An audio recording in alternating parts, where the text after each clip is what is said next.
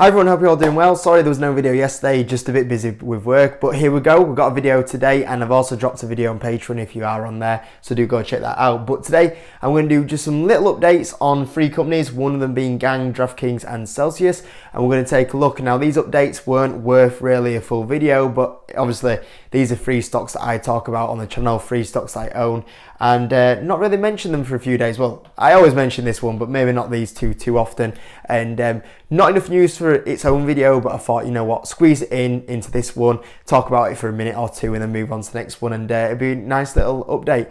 And I also know that sometimes you guys do prefer when I do this kind of like quick review or quick update of a few stocks, so yeah, hope you enjoy it. These are three stocks that are a bit more in my growth side of my portfolio. You know, they've got a little bit more higher risk, but the upside on these stocks I think is more than say like a Meta or Google. I think these have, you know, really good upside potential, and as well I believe all three of these stocks have been performing very well financially, even though the share price has been going down as well, which is interesting and also makes them a bit of a better opportunity. So we'll take a look at these three stocks and see what those updates were. So let's start with Gang. I don't know if I talked about Gang. I know I talked about the earnings, the last quarter's earnings. I can't remember if I did that on YouTube or if it was on Patreon, so I think that was the last time I talked about it. Overall, Gang has been performing quite well financially. The last few quarters have been pretty good. The last quarter was pretty good. The only thing that I want to see them increasing slightly is the B2B part of the platform, but revenue growth is still pretty strong. In fact, the last quarter was really impressive. The losses are starting to shrink, so hopefully we get to profitability at some point this year. One of the quarters to start hitting profitability. So we've got a revenue beast here with a good amount of profitability, and that'll be absolutely amazing. Unfortunately, that's had no reflection on the share price, as you can see. It used to be $15, now it's down at $3.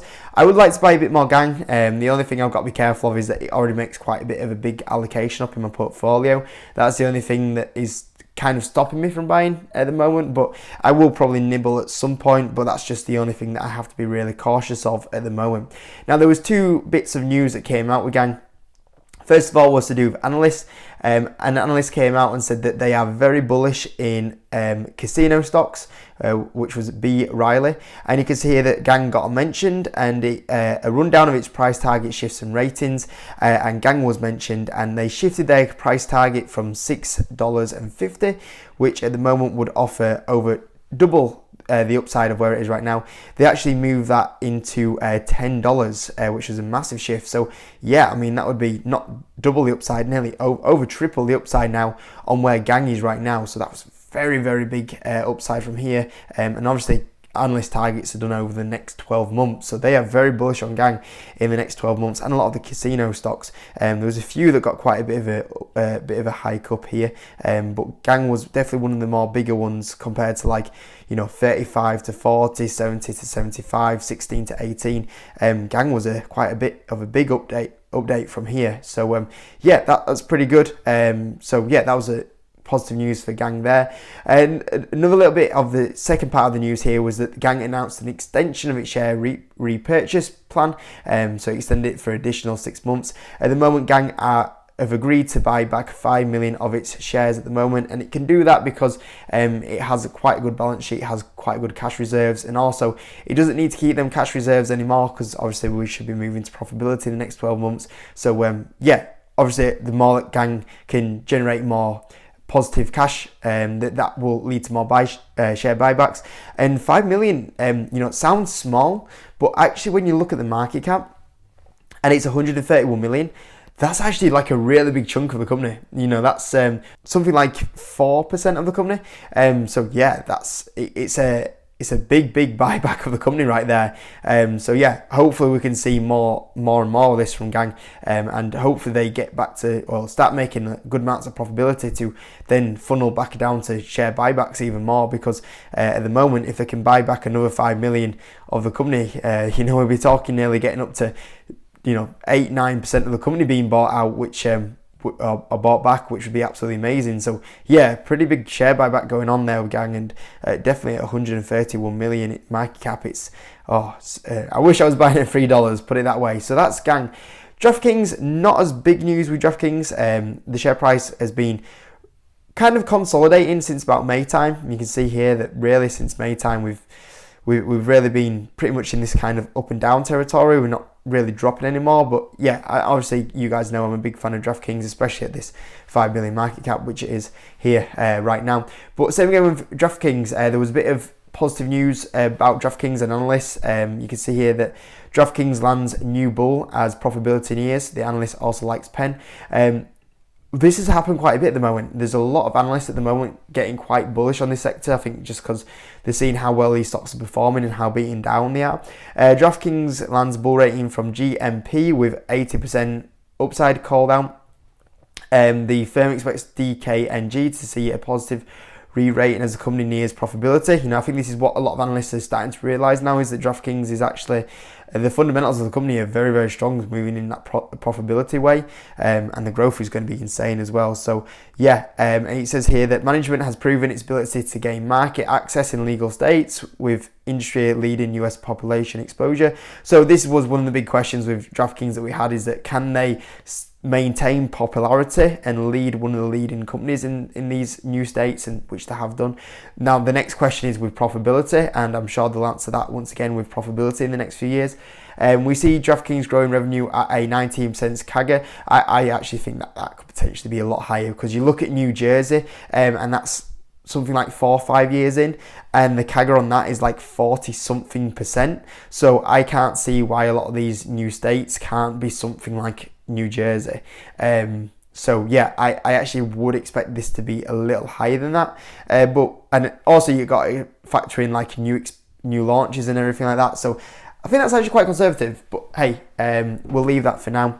And also, yeah, there were a few more positive comments down here about DraftKings, which is great. And the last one was Celsius. So Celsius has been holding very strong recently. You can see that really since this January time, it hasn't really put any new lows. We've seen stocks from this time actually like trend downwards, and Celsius has been holding up, which is a bit of a shame, because I want to buy more really. And I've always said that I'd only buy it now if it goes a little bit cheaper, but I'm looking going, all this bad news that's happening in this period of time and it's holding up, will it actually go lower? So a little bit unsure on that. Well, unsure if I'll get it cheaper on that one, but the company itself is performing absolutely amazing. The first little bit of news with Celsius is that the Beverage Insights actually came out, and they said that Celsius are currently up 183% over the last 4 weeks, which is very impressive. So obviously if that translates into the rest of the quarters, that would be great news on earnings. And also, 183% is very explosive growth at the moment. If we have a look at what analysts are forecasting, they're actually expecting 121% in the current quarter. So if that is true and they manage to hold that up, that's going to be a very big beat there. But obviously that's only 4 weeks, and we'll see what happens there. But the numbers that they're suggesting is very positive once again. And let's not forget, this is off a back of another quarter where they already grow over 100%, which is fantastic.